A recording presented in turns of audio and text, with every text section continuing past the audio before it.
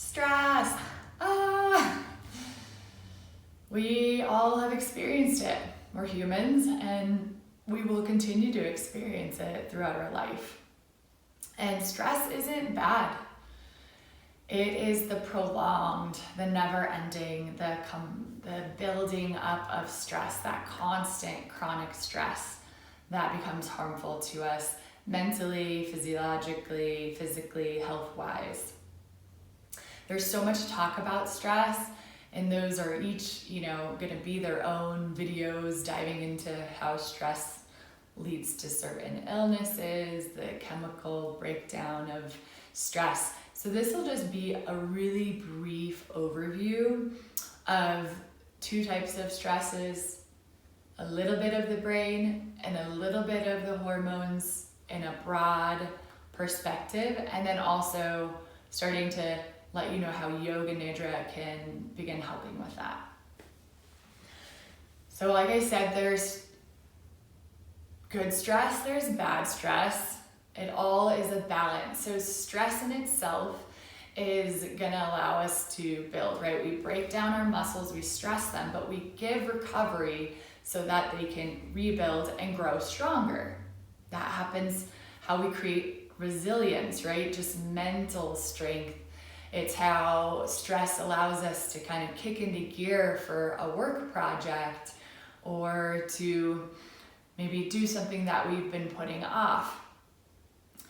However, it becomes unhealthy when we're not able to restore, when we're not able to balance, and it just becomes a compacting stress. And this is most prevalent in our society because of a poor sleep. So when we move into our deeper states of sleep, it gives us the space to restore and regenerate. So if I have a stressful day, I go to sleep, some of that dissipates. But if I'm not getting a good enough sleep or I have built up so much stress, I'm now going into the next day without a clean slate and continuing to build that. We're having that chronic stress. Where does stress come from? The two culprits are external and internal. So external is a little bit of what I talked about with the muscle breakdown, right? It could be also diet, it's fitness, it's traumatic events, it's things that we're experiencing that are stressing us. The second is internal. Now, what can happen is we have an external stress through an event, but then that event never ends because we have the internal stressors, which is all of our thoughts, stories, and emotions. And so we continue to experience stress through these internal culprits, right? We carry on the story. And so now this external stress didn't just happen and end. We're continuing to feel the stress or the repercussions of it as long as we're carrying the thoughts, stories, and emotions. All right, so we've got external and internal. One is what's happening outside of us. One is what's going on up in the mind. And external is usually definitive. There's a start and end. Internal, we can carry on far longer. We can carry an external event even on longer. So what happens with prolonged stress, right? We don't give the time to restore and we're constantly experiencing this. Our prefrontal cortex, right? This is like the outer part of our brain that is everything from like our executive decision maker. It regulates perception and emotion. It's going to regulate behavior, impulses. It's kind of like our control center. So when we're in prolonged stress, that starts to shrink. So our ability to access those kind of decision maker perception skills starts to just diminish a bit. Our amygdala, which is our fight or flight signal, it's the part of our brain related to the limbic system, which is going to be our autonomic nervous system.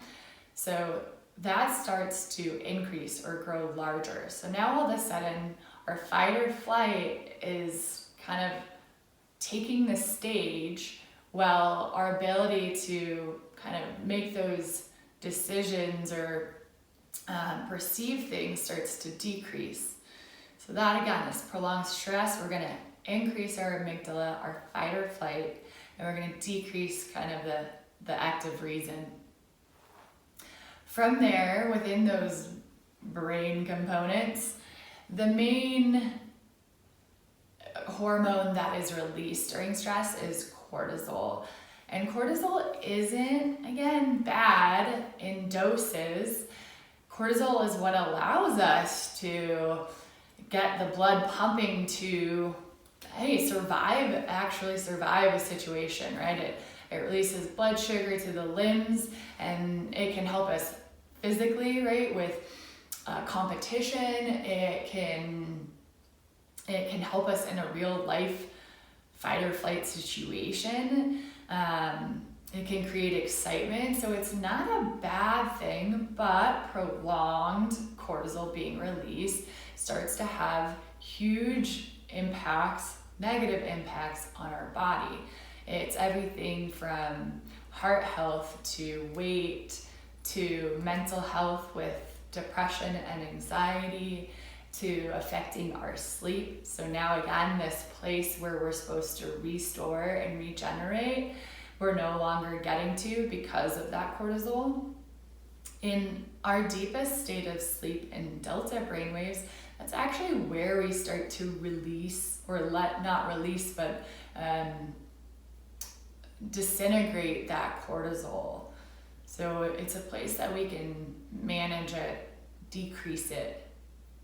So think about that cycle that can happen just in itself, right? We have these stressors, cortisol is released, now we're getting poor sleep, which is key to decreasing that cortisol, and we're no longer, and it compiles and compiles. It leads to physical illness, mental illness, just a wild amount of harmful things for us. So what's the key? It's getting that balance, it's getting that restoration.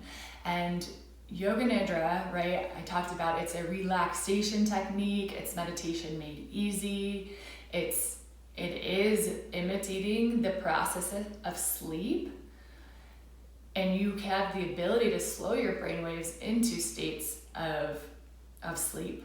So why it can help you? A few little things. One, it balances out the fight or flight. Our fight or flight is the sympathetic nervous system. So everything that fires with that, in Yoga Nidra, it gets balanced. So our parasympathetic nervous system kicks in, rest and digest. Through that, the different brainwaves, another video, it will start to release the hormones that help to balance the cortisol. And finally, just in itself, you're spending this time without stress, you're relaxed, so you're relieving yourself there and have the ability to actually train yourself to get better sleep potentially.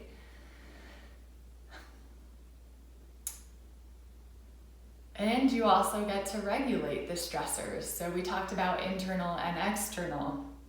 So now when we go into Yoga Nidra, not only are we allowed to physically, like externally, feel some releases, we're starting to also work on the internal, releasing the stressors that are in the chattering of the mind through that process. And I don't want to spoil it because I have a stress release series that's starting April 7th. So we'll dive into more of the tools of Yoga Nidra or relaxation technique that can help with stress. And again, stay tuned for more videos in this library, getting a little more specific. So that's just an overview of stress and a little taste of why Yoga Nidra can help.